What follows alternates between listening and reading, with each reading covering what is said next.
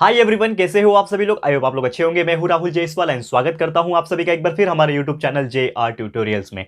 Friends, आज again आपके सामने एक मोस्ट इंपॉर्टेंट ज्योग्राफी का लेक्चर वीडियो लेकर आ चुका हूं दोस्तों, जिसमें आज के दिन हम लोग पढ़ने वाले हैं हमारे 7th स्टैंडर्ड के लिए ज्योग्राफी सब्जेक्ट का, जो हमने एक न्यू चैप्टर की ऑलरेडी शुरुआत की थी दोस्तों, जिसका नाम है चैप्टर नंबर 7 सॉइल। तो आज हम इस पर्टिकुलर चैप्टर का लेक्चर नंबर 4 आपके लिए लेकर आ गए हैं, जो कि अगेन एक बहुत ही ज्यादा इंपॉर्टेंट लेक्चर वीडियो होने वाला है। एंड साथ ही मैं आपको बता दूं दोस्तों कि ये जो लेक्चर नंबर 4 है, ये इस चैप्टर का आखिरी लेक्चर वीडियो होगा। यानी फाइनली हमारा जो चैप्टर है जिसका नाम है सॉइल, ये हो जाएगा आज टोटली 100% कंप्लीट। जी हाँ दोस्तों, ये चैप्टर की शुरुआत हमने पहले ही कर दी थी, जिसमें हमने 3 लेक्चर्स ऑलरेडी कवर किया है, जिसमें हमने देखा था कि सॉइल क्या होता है, कौन कौन से प्रकार के सॉइल होते हैं। हमने प्रीवियस लेक्चर में बताया था कि कोर्स सॉइल होता है, फिर रेग्यूलर सॉइल जिसको ब्लैक सॉइल भी बोलते हैं, फिर हमने देखा था किस प्रकार एलुवियल सॉइल होता है, लैटरॉइड सॉइल होता है, येलो सॉइल होता है। ये सभी टाइप के सॉइल हमने डिस्कस किया और इसके ऊपर क्वेश्चंस हमेशा एग्जाम में पूछे जाते हैं।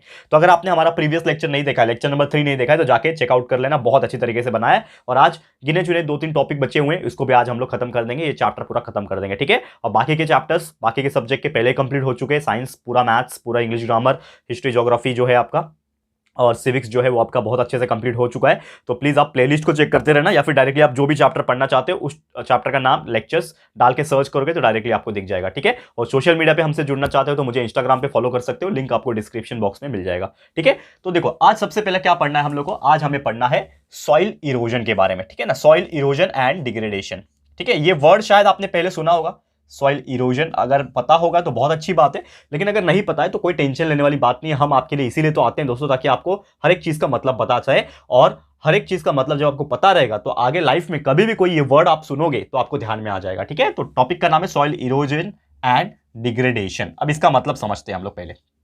देखो, सॉइल इरोजन का मतलब क्या होता है, जैसे कि आप जानते हो कि जो मिट्टी होती है, जो सॉइल होती है, उसके टॉप मोस्ट लेयर पे, समझ लो ये जमीन है आपका, एक जमीन है, तो ये टॉप मोस्ट लेयर पे आप देखोगे ऊपर की तरफ एक जो लेयर होता है वो बहुत ही ज्यादा डेलिकेट लेयर होता है, बहुत ही ज्यादा फाइन पार्टिकल्स होते हैं उसमें, महीन पार्टिकल्स जिसको हम लोग बोलते हैं।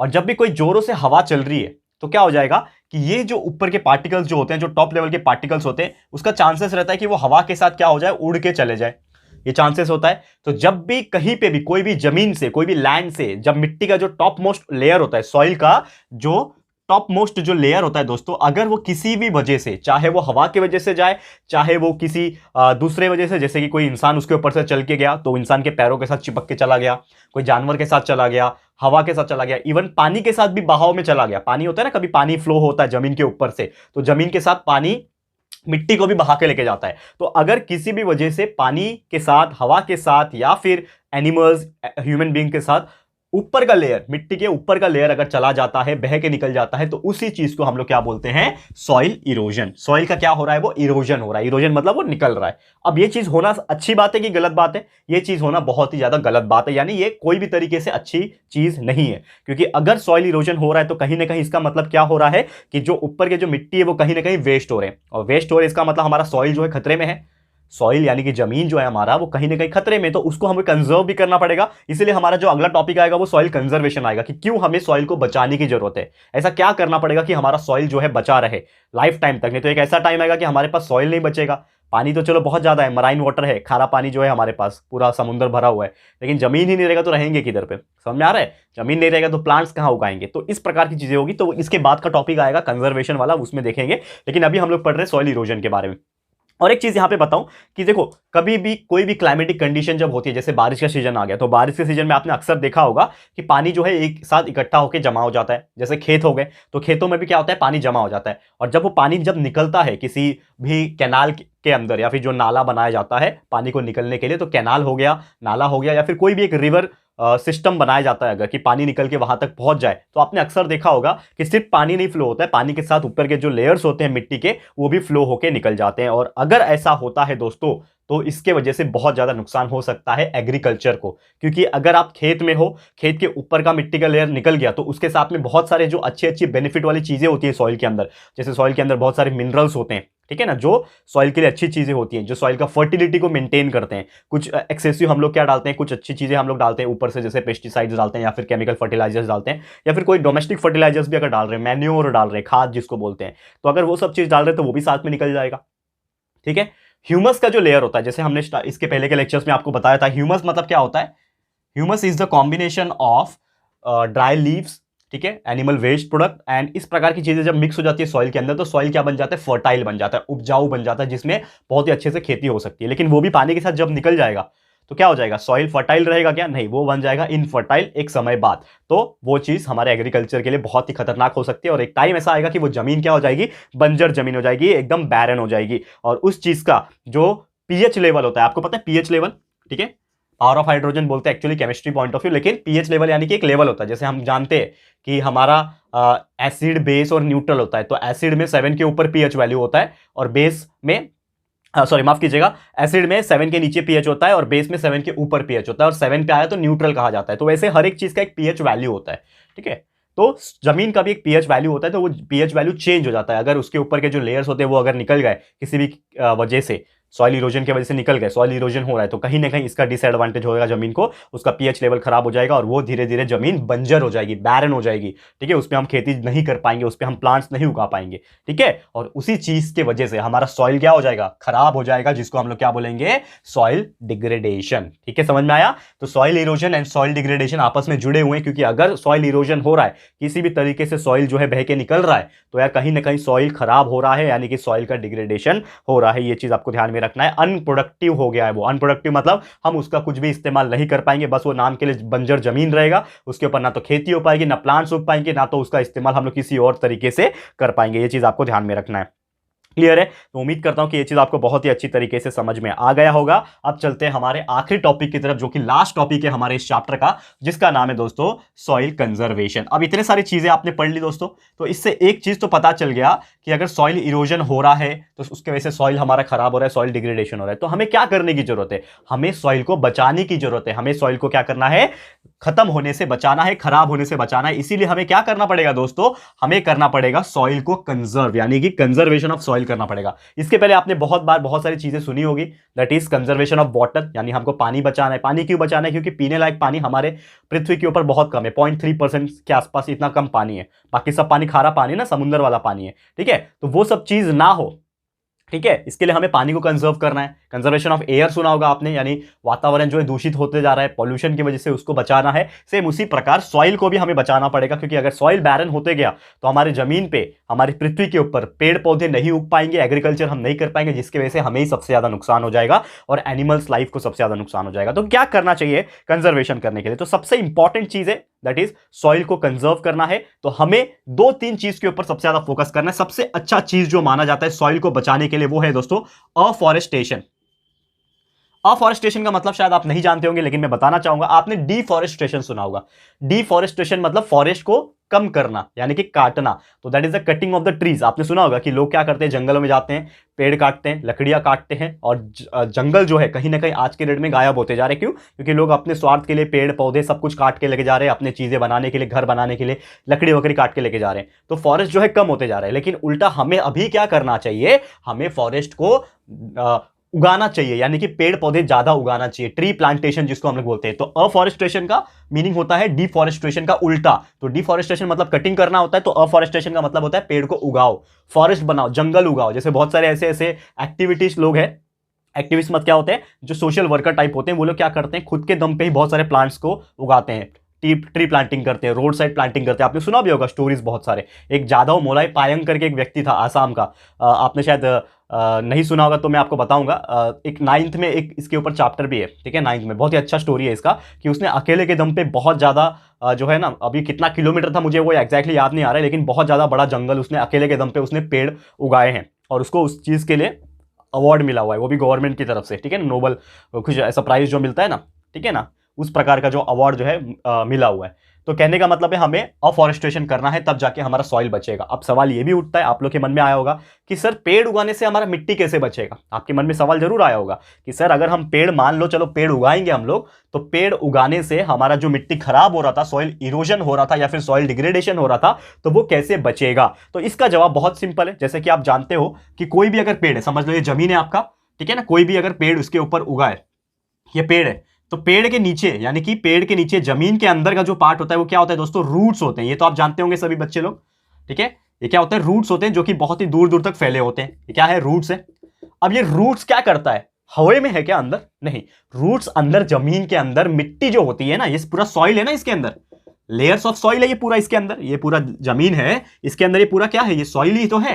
तो सॉइल को ये मिट्टी, ये पेड़ जो जड़ होते हैं वो क्या करते हैं, पकड़ के रखते हैं। आपने देखा है कभी कभी कोई छोटे प्लांट को डायरेक्ट उखाड़ के देखना, तो जड़ जब आएगा ना, जड़ मतलब रूट, ये जो रूट्स है ना, जब उखड़ के आएगा तो उसके साथ में मिट्टी चिपके हुए रहते हैं। ये आप करके देख लो, उखाड़ो मत यार, अच्छा नहीं लगेगा प्लांट्स उखाड़ोगे, लेकिन आपने देखा होगा बचपन में तो हम सब करते हैं। या फिर कोई घास वीस है या फिर कुछ ऐसे प्रकार के जो पेड़ है जो काम के नहीं है, उसको आप उखाड़ के देखो छोटे छोटे को, तो आपको जड़ देखने मिलेगा, जड़ मतलब रूट्स देखने मिलेगा, उसमें मिट्टी चिपके हुए रहते हैं। तो कहीं ना कहीं जब प्लांट रहेंगे बहुत सारे, तो उसके अंदर जो रूट्स रहेगा वो क्या करेगा, उसको पकड़ के रखेगा। और जब रूट्स सॉइल को पकड़ के रखेगा तो सॉइल को इरोड होने का मौका मिलेगा क्या, नहीं, सॉइल को बहने का मौका मिलेगा, हवा आ जाए कुछ भी आ जाए, क्योंकि प्लांट के रूट ने उसको पकड़ के रखा हुआ है, वो कहीं नहीं जाने वाला, वो अपनी जगह पे है। ठीक है, सिर्फ खाली जमीन रहे अगर, तो बारिश आए, पानी या फिर हवा आए, तो वो थोड़ा सा ऊपर के लेयर्स को बहा के लेके जा सकता है। लेकिन अगर पेड़ पौधे हैं तो पहली बात तो पेड़ इतने बड़े बड़े होते हैं कि वो जो विंड का डायरेक्शन होता है उसको वो स्टॉप कर सकते हैं, क्योंकि हवा जब जोर से चल रही है तो ये इतना बड़ा पेड़ है अगर, तो उसको रोक रहा है कहीं ना कहीं, यानी कि हवा का बहाव उसने कम कर दिया।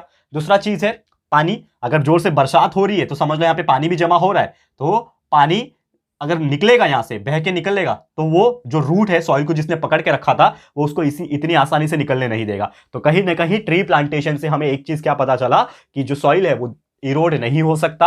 जितना ज्यादा पेड़ उगाओगे उतना कम जाके सॉइल इरोजन होगा। अब जब सॉइल इरोजन ही नहीं होगा तो सॉइल डिग्रेडेशन का तो चांस ही नहीं। तो इस वजह से हम लोग क्या कर सकते हैं, हमारे सॉइल को बचा सकते हैं, कंजर्व कर सकते हैं। ये हमारा पहला टॉपिक था अफॉरेस्टेशन का। वैसे और भी बहुत सारे तरीके होते हैं। एक तरीके होता है दोस्तों जिसको हम लोग बोलते हैं सीसीटी, यानी कि सीसीटी, इसका फुल फॉर्म होता है दोस्तों कंटिन्यूअस कॉन्टोर ट्रेंचेस। ठीक है, ये मैं बताता हूं आपको क्या होता है कॉन्टोर ट्रेंचेस। अब इसका मतलब क्या होता है सीसीटी का, अब सीसीटी का मतलब क्या होता है, जैसे पहाड़ों स्लोप वाले इलाके होते हैं, स्लोप होते हैं ना, आप जानते हैं जैसे पहाड़ है, ठीक है। अब पहाड़ में लोग क्या करते हैं, इस प्रकार का ना ऐसे बाउंड्री बना देते हैं। अब मैं आपको अगर एक 3D व्यू में बनाऊं, इस प्रकार से ऐसे क्या करते हैं वो लोग, इस प्रकार से ट्रेंचेस बना देते हैं। ट्रेंचेस मतलब एक उबड़ खाबड़ का रास्ता जिसके बीच में गैप रहेगा। तो जब मिट्टी जब निकलने की कोशिश करेगा, पहाड़ों पे से सरकने की कोशिश करेगा, तो ये जो गैप आपने बनाया हुआ है, जो ट्रेंचेस बना हुआ है, कंटिन्यूअस कंटोर ट्रेंचेस जो आपने बनाया हुआ है, उसमें मिट्टी ट्रैप हो जाएगा, मिट्टी को निकलने का मौका नहीं मिलेगा, जिस वजह से सॉइल इरोजन के चांसेस बहुत ज्यादा कम हो जाएंगे। ठीक है, बहुत ही कम हो जाएंगे और सॉइल इतनी आसानी से इरोड नहीं हो पाएगा और सॉइल का डिग्रेडेशन जो है नहीं हो पाएगा। ये चीज आपको ध्यान में रखना है। क्लियर है? तो सीसीटी कर सकते हो, दैट इज कंटोर ट्रेंचेस बना सकते हो। उसके अलावा अगर हम बात करें अफॉरेस्टेशन, तो मैंने बताया, उसके अलावा एक होता है दोस्तों कॉन्टोर बंडिंग। जैसे आपने ये कंटिन्यूस कॉन्टोर ट्रेंचेस बनाया, ट्रेंचेस मतलब एक स्लोप में बनाया हुआ है, ठीक है ना, ये आपका पहाड़ था तो स्लोप में बनाया हुआ है इस प्रकार से, ठीक है ना, ये इस प्रकार से बना दिया, फिर वापस से इस प्रकार से बना दिया। ये पूरा 3D में इमेजिन करो, ठीक है, ये 2D है ना, हम तो 2D में नहीं बना पा रहे, लेकिन 3D में इमेजिन करो आप लोग, तो उस प्रकार से। अब एक और चीज जो मैंने बोला आपको, दैट इज कॉन्टोर बंडिंग। ठीक है, तो बंडिंग क्या होता है नॉर्मली अगर मैं बात करूं तो ये मैं आपको बताऊंगा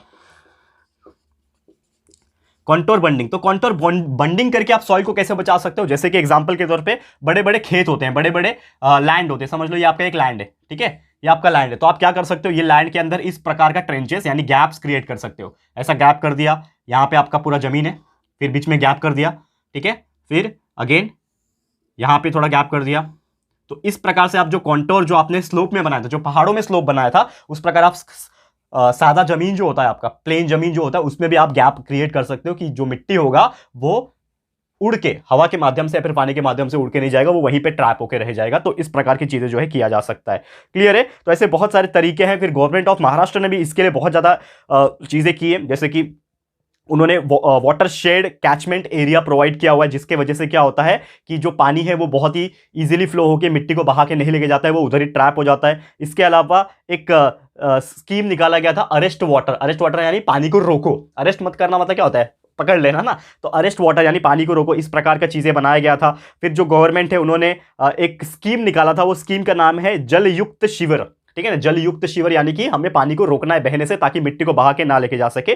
तो उन्होंने फार्म बर्न्स यानी कि जो खेती होते हैं, फार्म्स होते हैं ना, उसमें भी ऐसा बंडिंग्स, ठीक है ना, जैसे आपने देखा होगा खेतों के बीच में ऐसा स्क्वायर शेप में आपको देखा होगा, ठीक है, समझ लो आपका खेत है, तो आपने देखा होगा इस प्रकार की चीजें बना जाते हैं। और ये बंडिंग, बंडिंग मतलब वो टेकड़ी बोलते हैं, टेकड़ी, इस प्रकार की चीजें जो थोड़ा उठा के बना देते हैं। जैसे आपने बिल्डिंग्स बनने के टाइम देखा होगा, जब टेरेस का पूरा सीमेंटिंग होता है तो उसमें ऐसा ये कर देते हैं वो लोग, बाउंड्री मार देते हैं सो दैट पानी उसके अंदर जमा रहे। ठीक है ना, ये देखा होगा आपने, उसी प्रकार यहां पे भी किया जाता है। ठीक है, पानी कहीं पे दूर ना जा पाए, उसी के अंदर जमा रहे, पानी सूख जाएगा, मिट्टी वही का वही रह जाएगा। इस प्रकार की चीजें किया जाता है। और साथ ही में गवर्नमेंट ऐसा भी बोलती है लोगों को कि if you want to conserve the soil, soil को आपको बचाना है, सॉइल इरोजन नहीं होने देना है, डिग्रेडेशन नहीं होने देना है, तो आपको भी एक चीज का ख्याल रखना है as a human being, as a farmer. आपको भी एक चीज का ख्याल रखना है कि आपको excessive use of chemical fertiliser नहीं करना। यानी कि अगर बहुत ज्यादा केमिकल फर्टिलाइजर आप यूज कर रहे हो तो ये भी सॉइल को खराब कर सकता है, तो ये आपको नहीं करना है। पेस्टिसाइड जो होते हैं केमिकल वाले जो आप छिड़कते हो, ठीक है ना, इंसेक्टिसाइड पेस्टिसाइड्स जो होते हैं वो आप छिड़कते हो, वो भी नहीं करना है। उसके अलावा जो ऑर्गेनिक मैन्योर्स होते हैं, ठीक है ना, उसका इस्तेमाल जो है वो आप कर सकते हो, लेकिन बहुत ज्यादा जो डेंजरस केमिकल से बने होते हैं उसको आपको नहीं करना है। ठीक है ना, वर्मी फोस्ट हो गया, ये सबको आप रेगुलरली यूज कर सकते हो, लेकिन एक प्रॉपर मैनर में, एक प्रॉपर कंपोजिशन के अंदर। ठीक है, और अगर सॉइल का जो पीएच लेवल होता है, जो एग्रीकल्चर के लिए सुटेबल होता है, उसके हिसाब से पीएच अगर आप मेंटेन कर लेते हो तो सॉइल में कोई प्रॉब्लम नहीं आएगा। लेकिन अगर उसका पीएच खराब हो गया तो उसमें आप खेती भी नहीं कर पाओगे। तो ये सब चीज जो है देखा गया है। तो फार्म लैंड के अंदर ऐसे बहुत सारे रूल्स एंड रेगुलेशन गवर्नमेंट ने बनाई है जो कि सॉइल की फर्टिलिटी को एनहांस करता है और सॉइल की फर्टिलिटी को बढ़ाता है, ताकि उसमें बहुत अच्छी से खेती की जा सके। क्लियर है दोस्तों? तो उम्मीद करता हूं कि आपको ये बहुत ही अच्छी तरीके से समझ में आ गया होगा। तो दोस्तों बस यही था हमारा आज का टॉपिक, छोटा सा टॉपिक जो हमने डिस्कस कर लिया। क्या पढ़ा हमने कि सॉइल इरोजन क्या होता है, डिग्रेडेशन कैसे होता है, कैसे कर सकते हैं हम लोग, कैसे रोक सकते हैं, फिर सॉइल कंजर्वेशन के बारे में बहुत सारी चीजें हमने पढ़ ली। तो उम्मीद करता हूं कि आपको ये टॉपिक्स बहुत अच्छी तरीके से समझ में आ गया होगा। तो इसी के साथ दोस्तों हमारा ये जो चैप्टर है जिसका नाम है चैप्टर नंबर 7 सॉइल, ये भी हो गया टोटली 100% कंप्लीट। जी हाँ दोस्तों, बहुत ही मजा आया पढ़ाने में और उम्मीद करता हूं कि आपको पढ़ने में भी काफी मजा आया होगा। सॉइल के बारे में बहुत सारी इंफॉर्मेशन आपको मिली होगी। तो ऐसे ही और भी वीडियोस जो इसके बाद के चैप्टर्स होंगे वो भी हम लोग फटाफट से लेकर आ जाएंगे। और syllabus with in a days, कुछ दिनों के अंदर हम लोग आपका सिलेबस जो है 100% कंप्लीट कर दिए होंगे, क्योंकि साइंस और मैथ्स तो ऑलरेडी कंप्लीट है, इंग्लिश ग्रामर कंप्लीट है, हिस्ट्री भी ऑलमोस्ट कंप्लीट है, ज्योग्राफी हमारा चल रहा है, ज्योग्राफी में भी थोड़ा सा 2-4 चैप्टर्स बचे हैं, वो भी कंप्लीट हो जाएगा।